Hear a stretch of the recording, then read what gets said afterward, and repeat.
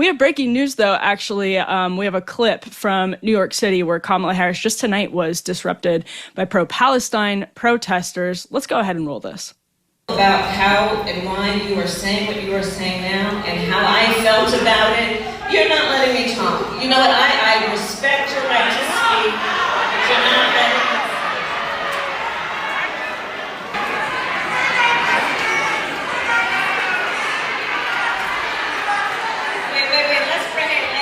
Wait. Let's bring the temperature down. Let's bring the temperature down. Unlike the current president of the United States.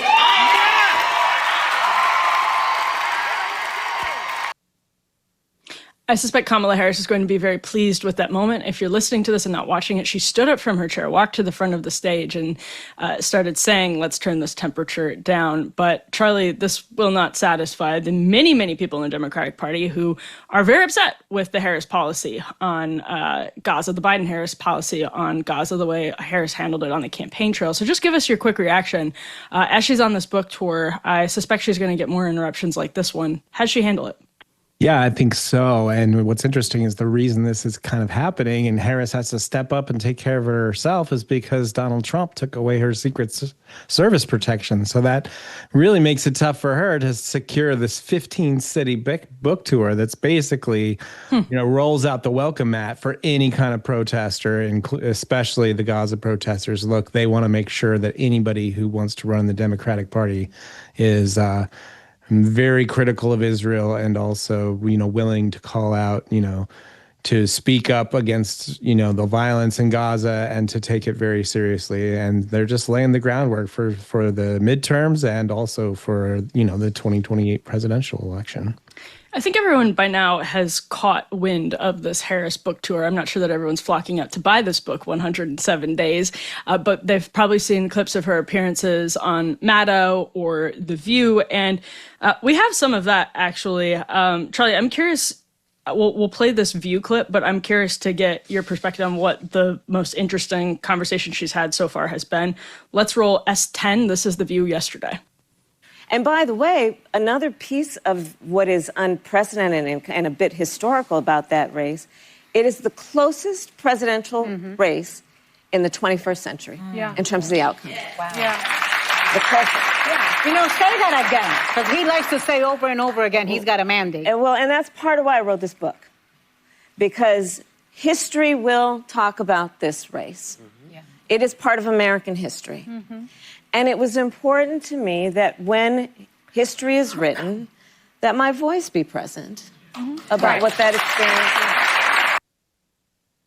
is. So that's, of course, not true. This is the closest in the 21st century by electoral vote margin or popular vote margin. Charlie, The View is where she got in trouble. They addressed this a little bit, but actually her approval rating started dipping in the election after that infamous View appearance where she really struggled to distance herself from Joe Biden. She's been getting a really friendly reception from Rachel Maddow, The View. Some softball, hardballs, like it's a hardball, but it's actually thrown as a softball. To the extent that makes sense. I'm rambling, but give us your reaction to what's happened in the last several days. Yeah, it's interesting because poor Sunny Hostin, basically begged for forgiveness for asking her that question if there was anything different between her and Joe Biden. She's like, no, it wasn't your fault. Don't feel bad. Kind of cringy, but at the same time, truly hilarious. This claim that she's making, and everybody just kind of like nods along, and Anna Navarro is like, say it again. I was doing some research. I think I figured out her math here. I think that it turns out the 21st century begins in January 2001. So that cuts out the Bush election, technically, according to the way centuries are measured. So that cuts out the 2000, which is the closest election in modern history, I believe. I think Florida was decided by just 537 votes. And then, so I think she's looking at, it was so funny because it's so typical to when Hillary lost, she was like, but at least I won the popular vote.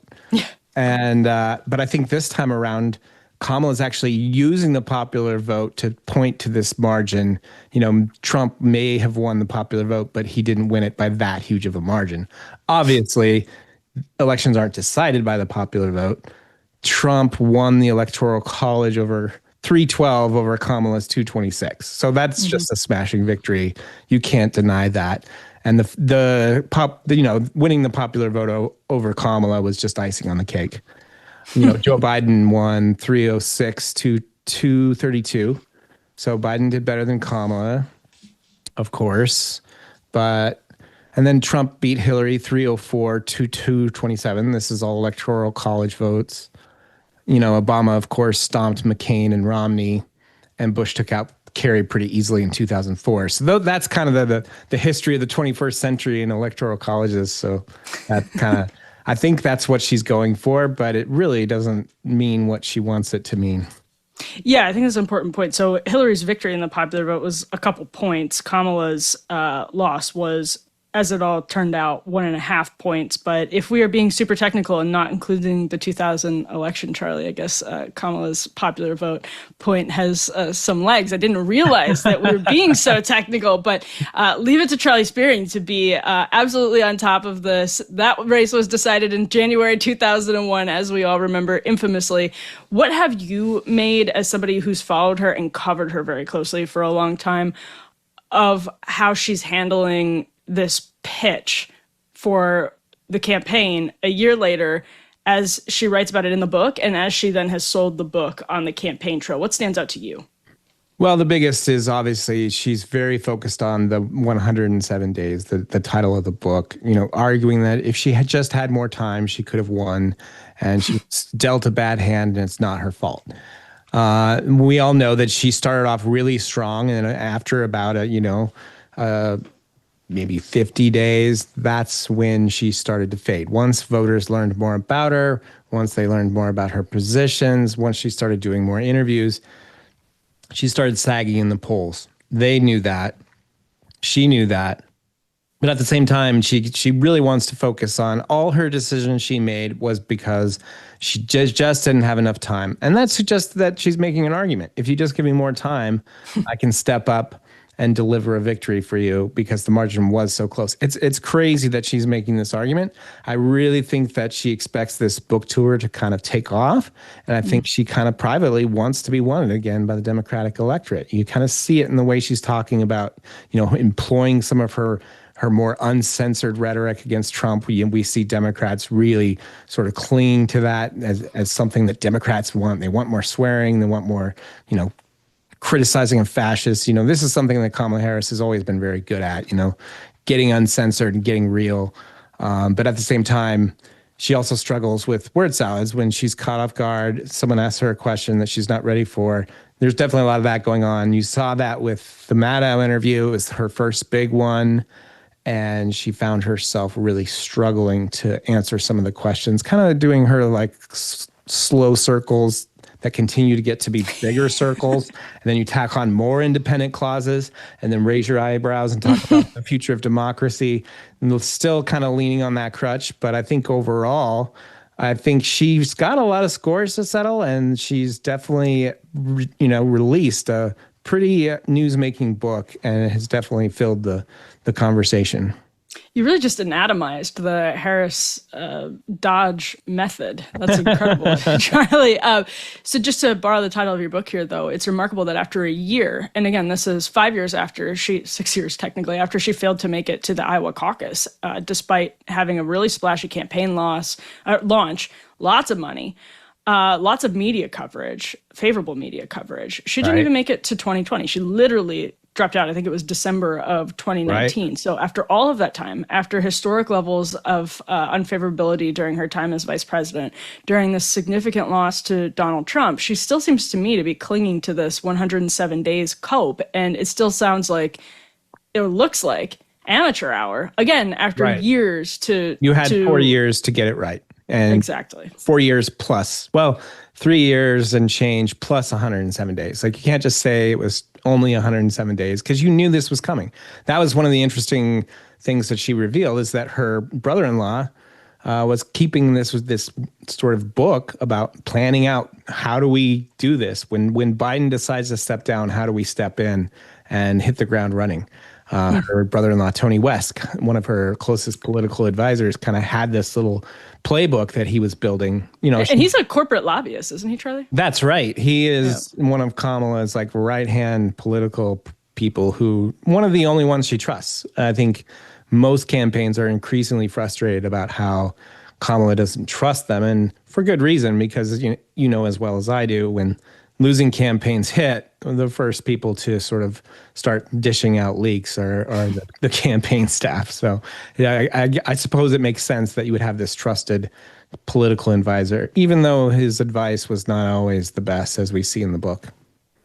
Yeah, that's an interesting part of all of this. I mean, are we ever going to see a new and improved Kamala Harris, a less amateur seeing Kamala Harris? Does she have it in her? Yeah, I don't think so. I think she really, I really think that this book reveals, we always talked about how Kamala Harris wasn't authentic. And I think she's selling a good book and appearing slightly more authentic, but the big glaring problems are still there. She's not a very good leader. She likes to spread around the blame. Anytime anything happens, she freaks out at her staff. She kind of revealed that in the book, and we know the stories. She also, blames everybody else for her problems.